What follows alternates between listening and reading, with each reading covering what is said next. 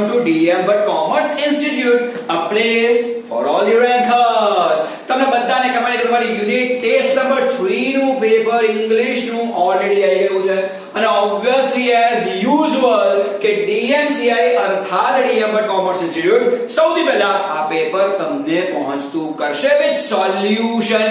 ચલો બીજી બધી જ વાતોને નાખો સાઈડમાં અને શરૂઆત કરીએ છીએ એબ્સોલ્યુટલી આપણા યુનિટ ટેસ્ટ નંબર 3 ના ઇંગ્લિશના પેપરથી. સૌથી પહેલા તો એઝ યુઝ્યુઅલ ટ્રુ ફોલ્સ સજ આવવાના છે. તમારી 12th ની સ્ટ્રીમમાં પણ સૌથી પહેલા ટ્રુ ફોલ્સ સજ આવે છે. બહુ બધા લોકોને આ બધી વસ્તુ બહુ સરળ લાગતી હોય છે પણ ના, બહુ જ અંદરૂની, બહુ જ ડિટેલમાં, બહુ જ ડેપ્થમાં જો તમે ટેક્સ્ટબુકનો અભ્યાસ કર્યો હોય તો જ તમે આ બધી વસ્તુઓ સાથે સિરિયસલી કોપ અપ કરી શકો છો. પણ એનીવેઝ કોઈ પ્રોબ્લેમ નથી. જ્યારે આ પેપરના સોલ્યુશનની કંઈ પણ જરૂર હોય તો DM sir will be there with you. ચલો સૌથી પહેલા શરૂઆત કરીએ છીએ સૌથી પહેલા ટ્રુ ફોલ્સ થી. Conservation of forest is our moral duty. અહીંયા કહેવાનું મીનિંગ એક્ઝેક્ટલી આવું છે કે ભાઈ જે કોઈ પણ ચેપ્ટર નંબર 3 માંથી આ ટ્રુ અને ફોલ્સ છે અને એબ્સોલ્યુટલી અહીંયા માત્ર એટલું કહેવામાં આવ્યું છે કે conservation of forest is our moral duty. એટલે કે વન્ય જીવનનું રક્ષણ કરવું એ આપણી એક નૈતિક જવાબદારી છે. Absolutely this statement is true. Okay, જઈએ નંબર 2 પર. Commercial Fehling is now band above a height of 2000 meter. But મને પ્રોબ્લેમ ક્યાં છે? Yes, it is banned, but not on 2000 meter. It is banned from 1000 meter. Okay, એટલે અહીંયા 2000 meter લખ્યું છે. Obviously this statement is false. એક પણ એનાથી ટ્રુ નથી. ચલો નંબર 3 પર જઈએ છીએ. The forests are the foundation of the whole economic of the hill villages. Absolutely જેટલા પણ hill villages છે તેની ઇકોનોમી સેટ કરવાનું કામ અગર જો કોઈ કરતા હોય તો એ માત્ર ને માત્ર ફોરેસ્ટ જ છે. તો obviously this statement is true. સાચો જવાબ છે. તો અહીંયા જુઓ કે ટ્રુ ફોલ્સ ટ્રુ. જઈએ નંબર 4 પર. સિમિલર વર્ડ્સ છે. સિમિલર વર્ડ્સ 10th માં પણ હતા, 11th માં પણ છે, 12th માં it will continue as usual. તો ચલો શરૂઆત કરીએ છીએ એબ્સોલ્યુટલી નંબર 4 થી. The very first one is scarcity. Scarcity નું મીનિંગ શું થાય? અછત જેને કહેવાય છે. inadequate જે જ્યારે કોઈ વસ્તુ હોય તો ઇટ ઇઝ કોલ્ડ scarcity. અહીંયા scarcity નો સૌથી સારામાં સારો જે કંઈ પણ સિનોનિમ આપ્યો છે ઇટ ઇઝ shortage. Shortage અને scarcity બંને એકબીજાના સમાનાર્થી સિનોનિમ સિમિલર છે. Okay, number 5 fail. Fail એટલે કાપી નાખવું. ઓકે, તો it is CUT cut. Okay, ઘણી બધી વખત આની જગ્યાએ HEWU નામનો શબ્દ પણ પૂછાઈ શકે છે. રાઈટ, એવું ના વિચારો કે માત્ર આપણે યુનિટ ટેસ્ટના પેપરને સોલ્વ કરવું છે. ના, જો કોઈ એક્સ્ટ્રા નોલેજ મળતું હશે તો ફોર શ્યોર DM સર તમને આ નોલેજ 100% પૂરું પાડશે. તો સૌથી પહેલી અગત્યની વસ્તુ કે fail is equal to cut is equal to HEWU પણ થઈ શકે છે. ચલો એક સ્ટેપ આગળ જઈએ. The word is seize. Seize નું ગુજરાતી શું થાય? અવરોધવું. ઓકે, તો seize is equal to શું થાય છે? અવરોધવું કે રોકવું. તો it is called stop. જવાબ અહીંયા શું થશે ભાઈ? સ્ટોપ થઈ જશે. So simple is this. તો C's is equal to stop થઈ જાય છે. ઓકે, ઘણી બધી વખત રેઝિસ્ટ વર્ડ ની આની જગ્યાએ યુઝ કરી શકાય. કદાચ સ્ટોપ ની જગ્યાએ જો રેઝિસ્ટ વર્ડ આપ્યો હોય તો ઓબ્વિયસલી મેં રેઝિસ્ટ પણ લીધેલું તો હોય જ. ઓકે, તમે તમારી ઘડિયાળની પાછળ જોઈ લેજો, શ્યોરલી લખેલું હશે water resistance. Okay, water resistance, resist એટલે અવરોધવું, સ્ટોપ. ઓકે, અર્થાત સીઝ તમે કહી શકો છો. બસ, તો સિમ્પલ લોજિક ઇઝ કે અહીંયા 3 કે 6 સવાલોના જવાબ તમારા જોડે બોર્ડ પર છે. શું કરવું જોઈએ? ઓકે, અત્યારે માત્ર ને માત્ર થોડો ટાઈમ આપું છું. Take a screenshot of that. 10 absolutely what are they? તો they are language function. સૌથી પહેલા જ્યારે બી લેંગ્વેજ ફંક્શન આવે એકવાર શ્યોરલી તમારે લોકોએ ઓપ્શન્સ વાંચી લેવા જોઈએ. commanding is equal to what? તો commanding is equal to ordering, હુકમ આપવો તે.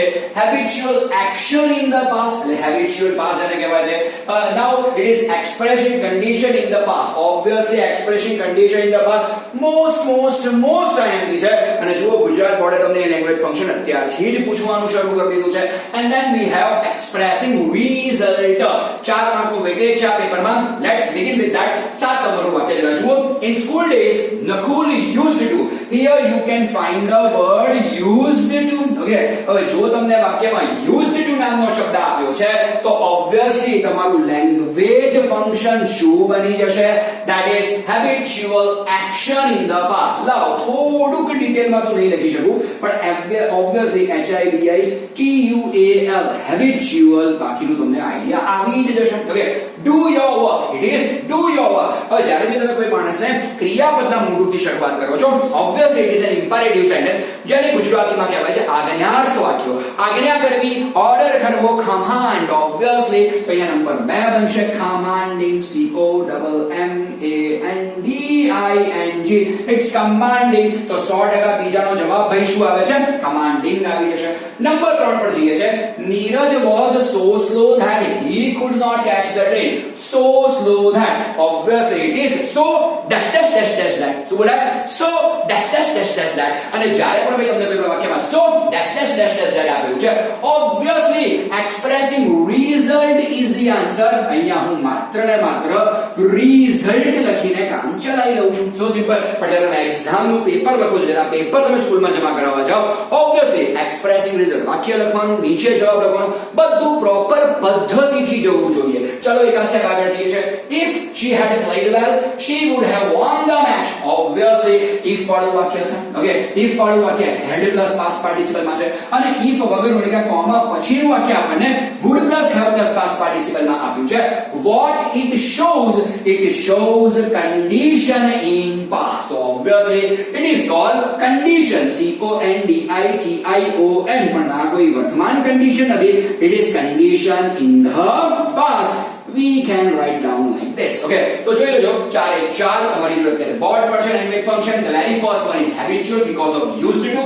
second one the sentence showing commanding, તો લેંગ્વેજ ફંક્શન છે commanding. ત્રીજામાં so dash dash dash dash that છે obviously so dash dash dash dash that આપેલું છે obviously it is result. અને 10 નંબરના વાક્યમાં head plus if વાળું વાક્ય છે. if વાળું વાક્ય head plus past participle માં છે અને if વગરનું વાક્ય would plus have plus past participle માં છે. obviously your language function will be condition in the past. થોડા આગળ જઈએ છે. ચલો WH or HW 11 નંબર અને 12 નંબર ધ્યાનથી જરા જુઓ. સમટાઈમ્સ કેવું છે માત્ર WH કે HW નો નિયમ આવડવાથી તમે સંપૂર્ણપણે વાક્ય મેનેજ કરી જાઓ એવું બની શકે. let's begin with that. you can learn function by practicing a lot. હવે તમને બધાને ખબર છે મારા નિયમો પણ તમે ધ્યાનથી વાંચ્યા હોય તો પણ તમને વસ્તુ આવડી જાય કે જ્યારે બી તમે કોઈ વાક્ય જુઓ છો ને by plus ing ની નીચે તમને અંડરલાઈન આપી છે જે અહીંયા ક્લિયર કટ રીતે દેખાઈ જાય છે by plus ing. હવે જ્યારે પણ તમને કોઈ પણ જગ્યાએ by plus ing ની નીચે અંડરલાઈન આપી છે obviously તમારું એકમાત્ર કન્જક્શન WH કે SW કયું બનશે?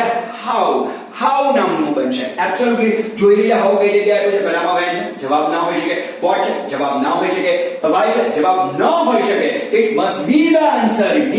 how can you learn functions? absolutely. okay, મહિલા મંગલ દળ took the initiative to protect local forest. હવે મહિલા મંગલ દળ એ વાક્યનો કર્તા છે. ઓકે, મહિલા મંગલ દળના બધા જ વ્યક્તિઓ સજીવ છે. હવે જ્યારે બી સજીવ સબ્જેક્ટ સજીવ એટલે કે એનિમેટ સબ્જેક્ટ અર્થાત સજીવ કર્તાની નીચે તમને અંડરલાઈન આપી છે સાહેબ who થી બેટર, who થી વિશેષ, બીજું કાંઈ જ ના હોઈ શકે. તો why એ મારો જવાબ નથી, how એ મારો જવાબ નથી, what એ મારો જવાબ નથી. obviously here it is again option B is my answer. who took the initiative to protect local forest. તો મારું એવું માનવું છે કે બહુ જ ધ્યાનથી તમારે સરસ મજાનો આને કે સ્ક્રીનશોટ એટલે કે તમારી ભાષામાં SS લઈ લેવો જોઈએ.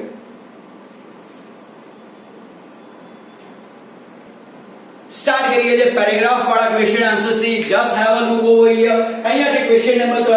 why did the people of Tehri Gadwal begin a non-cooperation movement? right? હવે સૌથી પહેલા તો જરા ધ્યાનથી જરા ચેક કરી લેજો કે અહીંયા એનો જવાબ ક્યાં છે. I can show you that. જરા જોઈ લેજો. fine. in 1930 the people of Tehri Gadwal began a non-cooperation movement called Satyagrah, a form of peaceful resistance to obtain justice in opposition to the oppressive forest laws. હવે જો બહુ બધી વખત એવું બની જાય છે કે જ્યારે તમે પેરેગ્રાફ વાળા ક્વેશ્ચન આન્સર લખો ને બહુ જ બધા વિદ્યાર્થીઓને એવું જોયું છે કે એક્સ્ટ્રા માહિતી જોઈએ એટલી માહિતી, આખો પેરેગ્રાફ તો છાપવાનો, આવું બધું ના કરાયેલા. સિમ્પલ લોજિક એટલું છે કે જેટલું કામનું હોય એટલું જ લખવાનું. અહીંયા એ લોકોએ કેમ સત્યાગ્રહ કર્યો, શું કર્યું, આમ કર્યું, તેમ કર્યું, કોઈ મતલબ નથી. કઈ સાલમાં કઈ પૂછ્યું છે ભાઈ તમને? ના ને. તો જે પૂછ્યું છે કરો ને ભાઈ. શેના માટે ચાલુ કરી દીધું યાર? Non cooperation movement. તો to obtain justice in opposition to the oppressive forest law, કે જે જંગલ હતો કાયદો હતો બહુ ઓપ્રેસિવ, અમાનુષી કાયદો હતો, એના વિરોધમાં ન્યાય મેળવવા માટે આ કામ કરવામાં આવ્યું હતું. બસ એટલો જ જવાબ છે. લોકો સત્યાગ્રહ લખી નાખે, 1930 લખી નાખે ને. ના ભાઈ ના. So simple is this. ચલો શરૂઆત કરીએ છીએ. The people of Tehri Garhwal, ધ્યાનથી જોજો. The people of Tehri Garhwal began a non-cooperation movement to obtain justice in opposition to the oppressive forest law. બસ આટલો જ જવાબ છે. પેરેગ્રાફ વાળા જવાબમાં ક્યાંથી શરૂ કરવું, ક્યાંથી અટકવું, બરાબર ધ્યાન આપવાની જરૂર છે. 10મા જેવા નહીં આવે. It would be difficult this time. Okay, અગલા હોય છે પેરેગ્રાફ વાળા ક્વેશ્ચન આન્સર્સ, તો બિલકુલ ધ્યાન આપવાની જરૂર છે. હજુ એક સવાલ બાકી છે, જરા જુઓ. Okay, what did Europeans want? યુરોપિયન્સે શું જોઈતું હતું? હવે પહેલી લાઈનમાંનો જવાબ છે Europeans in Missouri wanted cultivation of new food crops like potatoes. બસ લોકો પોટેટોસ પર અટકે નહીં મારા બેટા, હજુ આગળ જાય અને કે leading to large scale cleaning of mixed oak forest. શું કામ ખાલી પોટેટોસ પર ફૂલ સ્ટોપ કરવાનું છે? હું તો કહું છું ક્યાં એવું પૂછ્યું છે?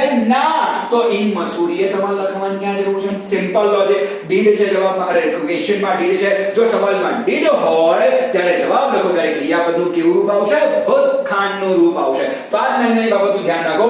European wanted cultivation of new food crops like potatoes. બસ લઈ લો તમારી ભાષામાં SS એટલે કે screenshot.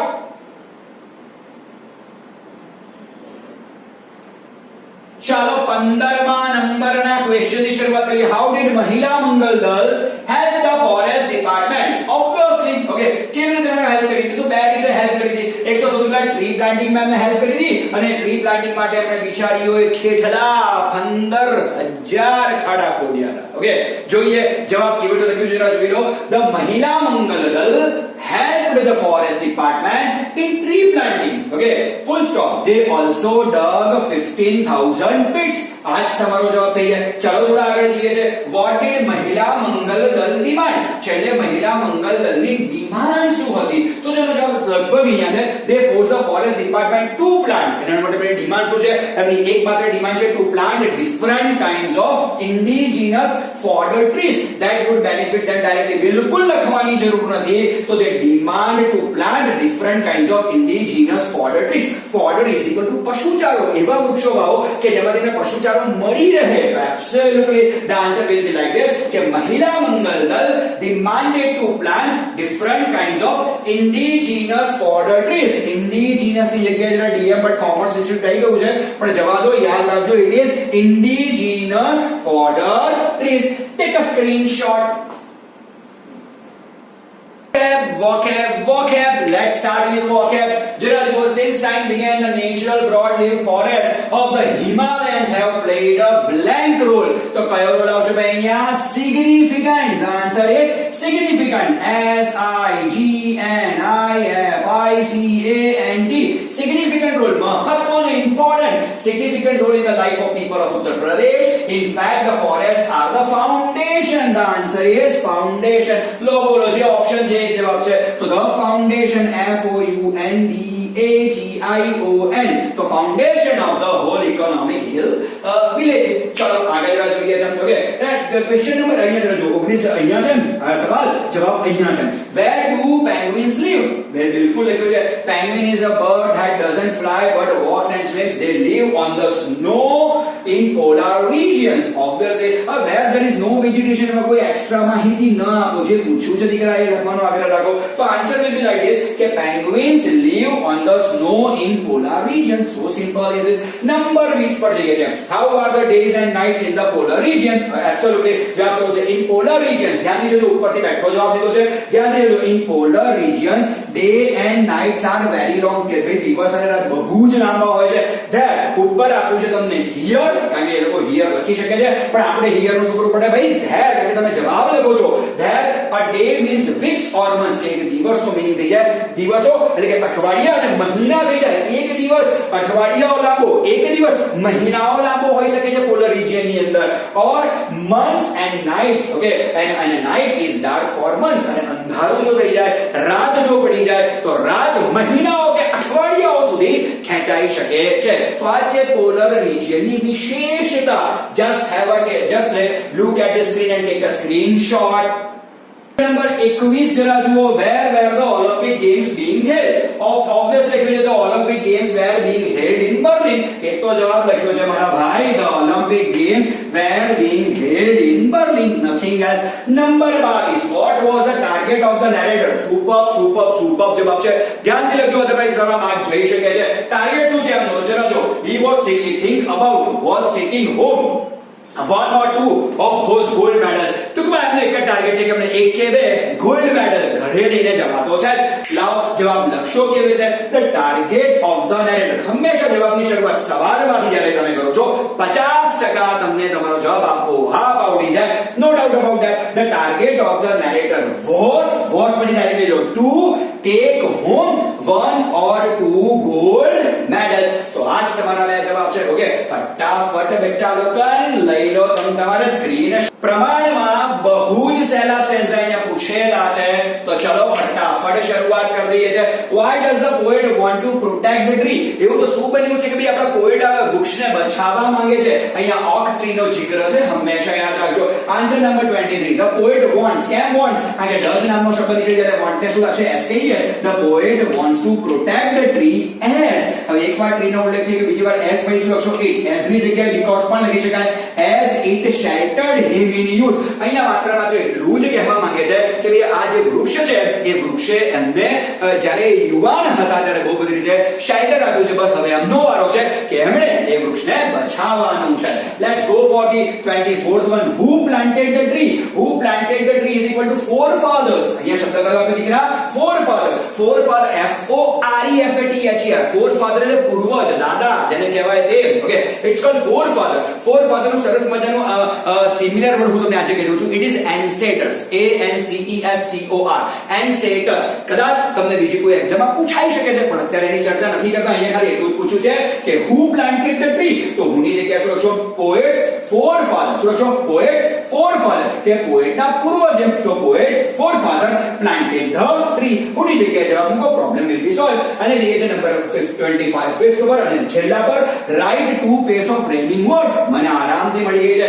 It is bow, now અને absolutely hand, stand. so these are the rhyming lines. પણ લખશો કેવી રીતે? bow, now સિંગલ ઇન્વર્ટેડ નો બતાવો, comma hand, stand single inverted નો બતાવો, dash and અહીંયા શું આવશે? are the rhyming words. 100% તમે આનો સ્ક્રીનશોટ લઈ તો શકો છો. Take a screenshot of that.